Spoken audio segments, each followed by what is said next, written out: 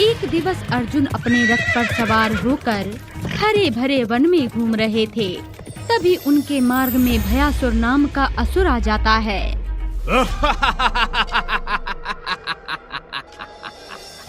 हे असुर, कौन हो तुम और तुमने मेरा मार्ग क्यों रोका? क्या तुम्हें पता नहीं मैं कौन हूँ? मैं तुझे भली भांति जानता हूँ अर्जुन, पर तू मुझे नहीं जानता। मैं बकासुर का भाई भयासुर हूँ, भयासुर। भीम ने मेरे भाई का छल से वध किया था। आज मैं तुझे मारकर अपने भाई की मृत्यु का प्रतिशोध लूंगा।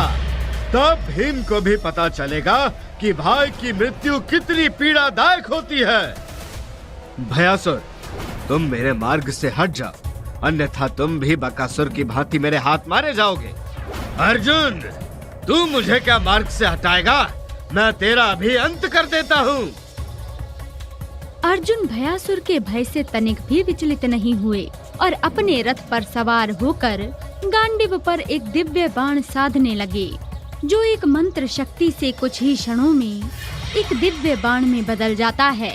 तभी भयासुर अपने मुख से अग्नि की भयंकर लपटें छोड़ने लगता है। अर्जुन अपने दिव्य बाण से अग्नि की लपटों को शांत कर देते हैं। ये देखकर भयासुर अपनी माया से कई असुर सैनिक उत्पन्न कर अर्जुन के ऊपर आक्रमण करने का आदेश देता है। अर्जुन भी अपने धनुष से बाणों की वर्षा करने लगते हैं और देखते ही देखते सभी असुर सैनिक एक एक कर नष्ट होने लगते हैं। अपने सैनिकों को नष्ट होता हुआ देखकर भयासुर क्रोधित हो जाता है और अपनी माया से एक नाग उत्पन्न कर अर्जुन को विषघात करने के लिए अर्जुन पर छोड़ता है। तभी अर्जुन अपने एक दिव्य बाण से नाग रूपी अस्त्र को नष्ट कर देते हैं। ये देखकर अर्जुन का सारथी कहता है, हे स्वामी, ये असुर अति मायावी लग रहा है। इसकी माया का अंत अति शीघ्र कीजिए, अन्यथा हम सूर्यास्त से पहले रामेश्वरम नहीं पहुंच पाएंगे। अवश्य सारथी। अर्जुन अपने सारथी के परामर्श से तत्काल ही एक दिव्य बाण का आवाहन करते हैं और वो दिव्य बाण जैसे ही अर्जुन के हाथ में आता है तो उसी क्षण वो उसे गांडीव की प्रत्यंचा पर चढ़ाकर भयासुर की तरफ छोड़ देते हैं, जो सीधा भयासुर के विशालकाय मुंड को उसके धड़ से अलग कर देता है। अर्जुन भयासुर का अंत कर अपने सारथी को आगे बढ़ने का आदेश देते हैं। कुछ दूर चलने के उपरांत अर्जुन के मार्ग में एक नदी बाधा बनकर आ जाती है। अपने मार्ग में नदी रूपी बाधा को देखकर मद में चूर अर्जुन नदी को मार्ग बदलने का आदेश देते हैं। हे देवी, मैं द्रोण शिष्य अर्जुन आपसे विनती करता हूँ कि आप मेरे मार्ग से हट जाएं। उधर त्रिकालदर्शी भगवान श्री कृष्ण देवी रुक्मणी के साथ महल में बैठकर अर्जुन के अहंकार का अनुभव करते हुए देवी रुक्मणी से कहते हैं, देवी, त्रिलोक का सर्वश्रेष्ठ धनुर्धर होने के कारण अर्जुन को अहंकार आ गया है। उसे अपनी धनुर्विद्या का घमंड हो गया है कि उसके समान विश्व में कोई धनुर्धर नहीं है। तनिक आप ही देखो, जो नदी युगों युगों से बह रही है, अर्जुन उसे भी अपने मार्ग की बाधा समझ रहा है। हे स्वामी, सत्य वचन। मैं भी ये देख रही हूँ कि अर्जुन अहंकार के मद में उचित और अनुचित का भेद समझ नहीं पा रहे हैं, परंतु अर्जुन तो आपके परम भक्त हैं। फिर आप अर्जुन के अहंकार का निवारण क्यों नहीं करते? देवी, मैंने एक युक्ति सोच रखी है, परंतु पहले हम ये देखते हैं आखिर अर्जुन किस प्रकार नदी पार करते हैं। भगवान श्री कृष्ण और देवी रुक्मणी भी अर्जुन को देखते हैं कि आखिर अर्जुन कैसे नदी पार करेंगे। उधर अर्जुन भी नदी से आग्रह करते हैं कि वो अपना मार्ग बदल ले, परंतु नदी अर्जुन के बारंबार आग्रह का कोई उत्तर नहीं देती है, जिससे अर्जुन का क्रोध 7वें आसमान पर पहुंच जाता है। हे देवी, कदाचित तुम्हें इस बात का ज्ञान नहीं कि मैं कौन हूँ। मेरे धनुष से निकले बाण के मार्ग में जो भी आता है वो नष्ट हो जाता है। यदि आपने हमें मार्ग नहीं दिया तो मैं आपका भेदन कर मार्ग का निर्माण करने की क्षमता रखता हूँ। अर्जुन नदी से पहले प्रेम पूर्वक मार्ग की याचना करते हैं, परंतु जब उन्हें नदी से कोई उत्तर नहीं मिलता तो वो अत्यंत क्रोधित हो जाते हैं और नदी का जल सुखा देने की चेतावनी देते हैं। हे देवी, मैंने आपसे बहुत विनती कर ली। अब मैं आकाश में केवल 3 बाण छोड़ूंगा। इन तीनों बाणों के बीच यदि आपने मुझे मार्ग नहीं दिया तो मेरा चौथा बाण आपका करेगा। आकाश में अपने धनुष से 3 बाणों को एक एक कर छोड़ देते हैं, जिससे नदी के अंदर रहने वाली मछलियाँ व अन्य जीव भयभीत हो जाते हैं और साथ ही नदी के जल में उथल-पुथल देखकर नदी देवी भयभीत हो जाती हैं और तुरंत अर्जुन के समक्ष प्रकट होती हैं। हे कौन्तेय, रुक जाओ, ऐसा अनिष्ट कार्य कदापि ना करो। यदि तुम ये अस्त्र छोड़ोगे तो मैं निर्जल हो जाऊंगी, और यदि मैंने मार्ग बदल लिया तो जल प्रलय आ जाएगी और नगर के नगर बाढ़ में नष्ट हो जाएंगे। हे देवी, तुम अपना मार्ग बदल लो या मैं तुम्हारे जल को सुखा दूं, जिससे मुझे मार्ग मिल जाए। हे पार्थ, क्या मार्ग के लिए नदी को सुखा देना उचित होगा? यदि आप मेरा जल सुखा देंगे तो फिर जल में निवास करने वाले अनेकों जलीय जीवों का क्या होगा? बिना जल के वो सारे निष्पाप जीव अकारण मारे जाएंगे। देवी, ये कौन्तेय अजय है। यदि मैंने अपना मार्ग बदल लिया तो ये मेरी पराजय होगी, इसलिए मैं नदी का जल सुखाकर मार्ग बनाऊंगा। यदि आप जलीय जीवों की रक्षा चाहती हैं तो आप अपना मार्ग बदल लो। यही मेरा आपको अंतिम परामर्श है।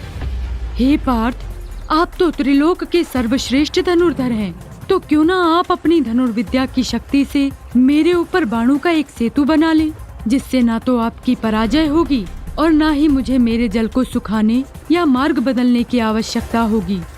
देवी, आपका ये परामर्श तो अति उत्तम है।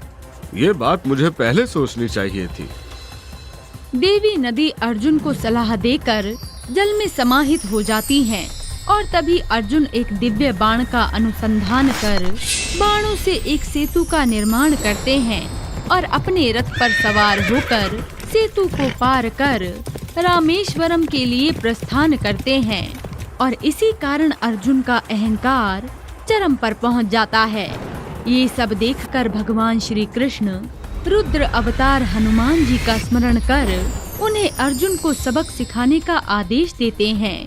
भगवान श्री कृष्ण की आज्ञा से हनुमान जी एक वृद्ध वानर का रूप धारण कर राम सेतु के निकट प्रभु श्री राम नाम का जाप करने लगते हैं। तभी कुछ समय बाद अर्जुन भी अपने रथ पर सवार रामेश्वरम पहुंच जाते हैं और देखते हैं कि एक वृद्ध वानर राम सेतु के निकट राम नाम का जाप कर रहा होता है। जय श्री राम, जय श्री राम, जय श्री राम, जय श्री राम, जय श्री राम। पत्थरों का सेतु। ऐसा प्रतीत होता है कि उस कालखंड में मेरे जैसा कोई श्रेष्ठ धनुधर नहीं था, अन्यथा वो पत्थरों के स्थान पर मेरे समान बाणों का एक मजबूत और टिकाऊ सेतु अति शीघ्र बना देता। अर्जुन अपने अहंकार के मद में इतने चूर हो चुके थे कि वो राम नाम जाप कर रहे हनुमान जी की साधना में व्यवधान उत्पन्न करने हेतु उनके निकट एक बाण छोड़ते हैं। जय श्री राम। पत्थरों का सेतु मेरे बाणों के सेतु के समक्ष कुछ भी नहीं है। हे मनुष्य, तुम कौन हो और तुम इस पुराने सेतु को देखकर क्यों हंस रहे हो? मैं कुंती पुत्र व गुरुद्रोण का शिष्य महान धनुधर अर्जुन हूँ और मैं इन जीर्ण शीर्ण पत्थरों का सेतु देखकर हंस रहा हूँ। हे कपि, तुम अपना परिचय दो और तुम इस सेतु पर क्या कर रहे हो? मैं प्रभु श्री राम का भक्त हूँ और ये सेतु मेरे आराध्य प्रभु श्री राम द्वारा लंका विजय हेतु बनाया गया था। फिर तुमने ऐसा इस सेतु में क्या देख लिया जो तुम हंस रहे हो? हे राम भक्त, हंसू नहीं तो क्या करूं? लग रहा है उस काल में मेरे समान कोई महान धनुधर नहीं था, अन्यथा यहाँ पर पत्थरों के सेतु की जगह बाणों का सेतु होता। प्रभु श्री राम तो एक श्रेष्ठ धनुधर थे, फिर ऐसे सेतु का क्या औचित्य? प्रभु श्री राम जैसा धनुर्धर आज तक ना कोई हुआ है और ना होगा। यदि वो चाहते तो अवश्य ही बाणों से सेतु बना देते, परंतु उन्होंने ऐसा नहीं किया, क्योंकि वानर सेना में इतने महाविशालकाय वानर थे जिनके भार मात्र से सेतु खंडित हो जाता। यदि आज बाणों का कोई सेतु होगा भी तो वो मेरे जैसे वृद्ध वानर के भार से टूट जाएगा। हे वानर, तुम मेरा अपमान कर रहे हो, परंतु तुम मुझे नहीं जानते कि मैं कौन हूँ, इसलिए तुम्हें क्षमा करता हूँ। मैंने आज ही एक नदी पर बाणों का एक सेतु बनाया और उस नदी को बड़ी ही कुशलता से पार किया। फिर तुम कैसे कह रहे हो कि बाणों का सेतु टूट जाएगा? हे धनुर्धारी, यदि ऐसी बात है तो तनिक देखें, तुम्हारे बाणों का सेतु क्या मुझ जैसे वृद्ध वानर का भार झेल पाएगा? ठीक है, मैं अभी एक सेतु का निर्माण करता हूँ। यदि तुमने उसे तोड़ दिया तो मैं विश्व का श्रेष्ठ धनुर्धर कहलाने लायक नहीं रहूंगा, और यदि तुम ऐसा नहीं कर पाए तो सदा के लिए तुम्हें मेरा दास बनकर रहना पड़ेगा। हे अर्जुन, मुझे आपकी ये शर्त स्वीकार है। उठाओ अपना गांधी और बना दो एक बाणों का सेतु।